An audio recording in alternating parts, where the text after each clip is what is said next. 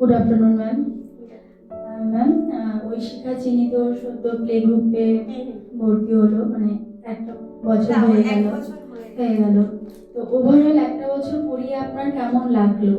কোনো অসুবিধা নেই, ঠিক আছে, ভালো। আমার মেয়েকে যেভাবে আমি ভর্তি করেছি সেই অনুযায়ী তুলনায় অনেকটাই ও মানে গ্রোথ করেছে, ঠিক আছে। তো স্কুলে আসার খুব ইচ্ছা, ম্যামদের প্রশংসা করে গিয়ে যে ম্যাম আমাকে ভালো ক্লাস করাচ্ছে, তারপরে কালার করায় পড়ায় বলে। তো আমি নর্মালি যদি কোনোদিন ওকে বলি যে আজকে তোমার যেতে হবে না, না আমি স্কুলে যাবো, ঠিক আছে। যদি রাত করেও ঘুমায়, সকালে উঠে আমাকে বলবো তুমি তাড়াতাড়ি করো, তোমার দেরি হচ্ছে, কারণ স্কুলে যেতে হবে। স্কুলে আসার আগ্রহ, আর যেটা এখানে করছে ওখানে গিয়ে বলছে ম্যাম আমাকে এইভাবে পড়াচ্ছে, এইভাবে কালার করায়, তুমি এটা ভুল করছো, এটা ম্যাম আমাকে ঠিক করিয়ে করে, এরকম বলে। আর আমি এমনি ইউরো কিডসের ব্যাপারে আগে থেকেই আমি জানতাম, যেহেতু আমার বাড়ির কাছে, যে এটা ভালো। সেই তুলনায় আমাকে অপশন দিয়েছিল যে বাড়ি থেকেই বলছিল যে তুমি এখানে করবে না অন্য জায়গায় ভর্তি করবে, যেমন কিজি টিজি আছে। তাই বললাম না, আমার বাড়ির কাছে, আর প্রিন্সিপাল ম্যামকেও আমি চিনি ভালো করে, সেই ক্ষেত্রে আমি ঠিক আছে বাচ্চাকে দিয়ে আমি আমার এটা নিশ্চিন্তায় থাকবো যে আমার বাচ্চা কোনো প্রবলেম নেই। আচ্ছা, এই বয়সে যেটা সব থেকে বেশি ইম্পর্টেন্ট সেটা টয়লেট ট্রেনিং, এটা নিয়ে আপনার কি মতামত? স্কুলের ফিডব্যাক কি? আমার ঠিক আছে, আমার কোনো অসুবিধা নেই, কারণ আমি একটু আমার বাচ্চাকে তাড়াতাড়ি ভর্তি করেছি, ঠিক আছে।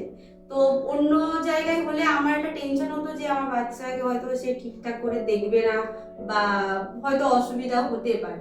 কিন্তু সেখানে দাঁড়িয়ে আমি ইউরো কিডস থেকে এটা আমি নিশ্চিন্তায় যে আমার বাচ্চার কোনো অসুবিধা হলে সেটা তারা জানাবে, যে আমার দিক থেকেও কোনো অসুবিধা তারা বলবে, আর তাদের দিক থেকেও কোনো কিছু হলে আমি তাদেরকে বলতে পারবো নিজের মনে করে। যেটা অন্য জায়গায় হয়তো বলতে গেলে একটু কেমন লাগবে, বা একটা আলাদা একটা, সেটা হয়তো বলেই বোঝাতে পারছি না, আমার কোনো অসুবিধা নেই। আচ্ছা, অনেক সময় মনে হয় যে বাচ্চা স্কুলে গিয়ে টিফিন ফিনিশ করছে কিনা, ঠিকঠাক করে খাচ্ছে কিনা, কিংবা কেউ খাইয়ে দিচ্ছে কিনা, এটা কখনো মনে হয়েছে যে না আমার বাচ্চাকে ঠিকঠাক করে টেক কেয়ার করানো হচ্ছে না? না, ওটা আমার মনে হয় না। আমি যেটা বললাম যে আমি এখানে দিয়ে নিশ্চিন্ত, হয়তো আমি বাইরে, যেহেতু আমার বাচ্চার 2.5 বছর বয়স, এখনো 3 বছর হয়নি, তো আমি বাইরে তাকে খেলতে দেওয়ার থেকে আমি স্কুলে এটার জন্যই ভর্তি করেছি যাতে সে এখানে সেফটি থাকে।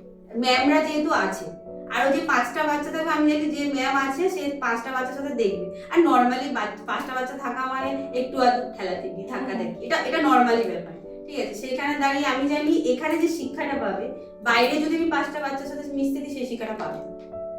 আর প্লে গ্রুপ মানে ম্যাম বেশি আশা করা যায় না, কারণ তারা বাচ্চা আর তারা খেলতেই আসে এখানে 3 ঘন্টার জন্য। এবারে সব থেকে বেশি হচ্ছে কি এরপরে যখন হবে তখন ওই পড়াশোনার ব্যাপার, তখনটা আলাদা, এখন তো খেলতে আসছে। যদি কেউ আপনাকে প্রশ্ন করে যে আমি বাচ্চাটি ছোট, নিয়ারেস্ট কোন স্কুলে দিলে ভালো? আমি ইউরো কিডসের কথাই বলি সব সময়, সেটা স্কুল থেকে আমাকে কেউ বলেনি, কিন্তু আমি বলি। নর্মালি কালকে আমার মেয়েকে আমি হেয়ার কাট করতে গেছি, ওখানে উনি আমাকে বলেছে কোন স্কুলে বল, আমি ইউরো কিডস। কেমন? আরে একদমই ভালো, কারণ নিশ্চিন্তায় তুমি তোমার বাচ্চাকে দিতে পারো। আমার বাচ্চা 1 বছর হয়ে গেল পড়েছে, আমি তাকে জানুয়ারি মাসে ভর্তি করেছি, ঠিক আছে, ফেব্রুয়ারি মাস থেকে ও এসেছে, সেখান থেকে আমি নিশ্চিন্ত। একাধিক সেন্টার আছে, তো কোন সেন্টারে দেবে? আমি একটার কথাই বলবো, কেন আমার বাড়ির কাছে, আর তারপরে এখানে সবারই ব্যবহার প্রচুর ভালো, আমি নিশ্চিন্তে আমার বাচ্চা এখানে আছে। তারপরে যদি কোনো আমার মনে হয় যে না কোনো কিছু হচ্ছে, আমি নিজের মনে করে আমি এসে ম্যামদের সাথে কথা, যেমন কাউন্টারে উনি ম্যাম থাকে, তো ওনাকে আমি বলি ম্যাম এইটা হয়েছে, তো এটা একটু বলে দেবেন যে এইটা যেন হয়, যে কোনোই সমস্যা যাই হোক, বা যদি নিজের মনে করে আমি বলি।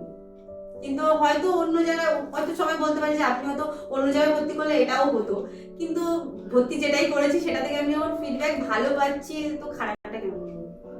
Thank you ma'am, thank you, welcome.